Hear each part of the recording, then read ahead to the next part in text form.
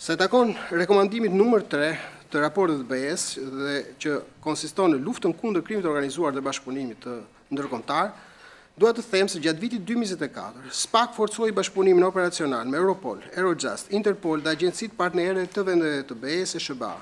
U krijuan 10 skuadra të reja hetimore të përbashkëta dhe vazhdoi puna në 27 të tjera ekzistuese. Ky bashkëpunim rezultoi kyç në hetimet kundër rrjeteve të trafikut ndërkombëtar të drogës, krimit të organizuar dhe pastrimit të parave. Rezoluta përmbante një sa takon në rekomandimeve të Kuvendit të Shqipërisë, rezoluta përmbante një sër rekomandimesh të cilat janë ndjekur gjatë vitit 2024. Dhe më konkretisht, lidhur me rekomandimin numër 1, që është ai për prioritizimin e çështjeve të mbartura, SPAK hartoi dhe mirëtrajtoi udhërfyesin strategjik për reduktimin e çështjeve të prapambetura në bashkëpunim me projektin EUFOLEA. Dokumenti parashikon reduktimin sistematik të backlogut për periudhën 2025-2027 përmes një metodologjie monitorimi dhe raportimi periodik.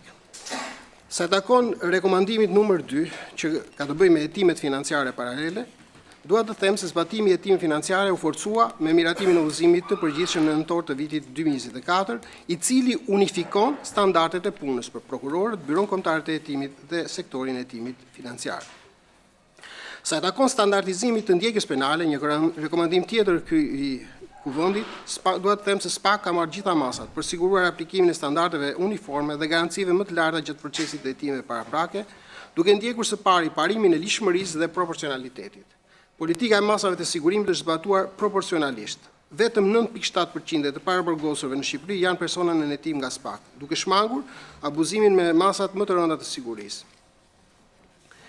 Rekomandim tjetër i Kuvendit ishte ai që kishte të bënte me forcimin e kapaciteteve njerëzore dhe teknologjike. Gjatë vitit 2024, SPAK zhvilloi si trajnime intensive për hetues financiare të BK-s mbi kriptovalutat, pastrimin e parave, prova digjitale dhe gjurmimin e aseteve.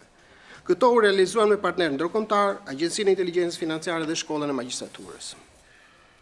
Sa takon hetimit të krimeve zgjedhore, një tjetër rekomandim i Kuvendit ky, në janar të vitit 2025, SPAK miratoi strategjinë e hetimit dhe parandalimit të krimit zgjedhor për zgjedhjet parlamentare 2025, duke garantuar hetim proaktiv mbi rastet e denoncuara në media dhe monitorim të abuzimeve me fondet publike gjatë fushatës.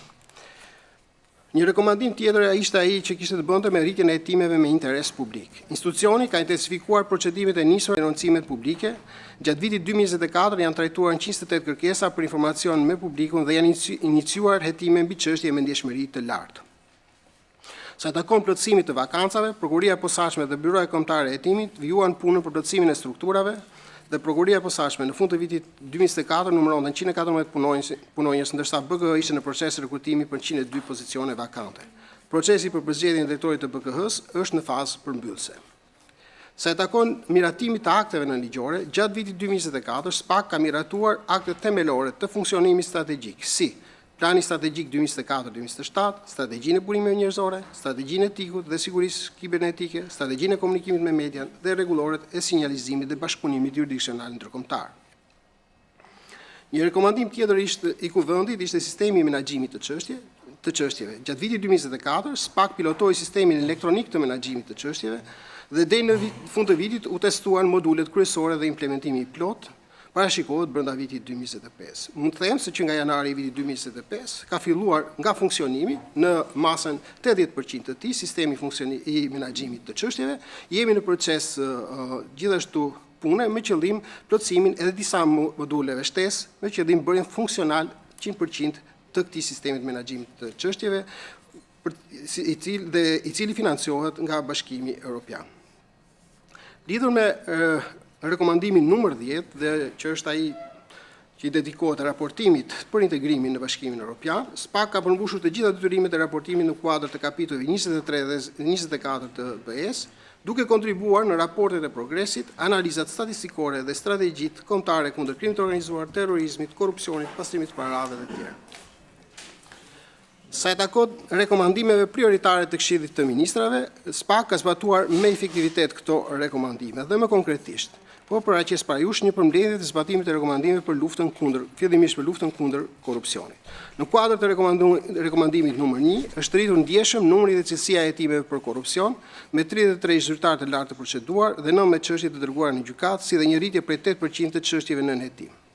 Në zbatim të rekomandimeve numër 2 dhe 3, SPAK ka intensifikuar përdorimin e teknikave proaktive të hetimit dhe ka arritur hetimet që nisin kryesisht me 65 procedimet e tilla dhe 10 skuadra të përbashkëta hetimore të reja me partnerë ndërkombëtar.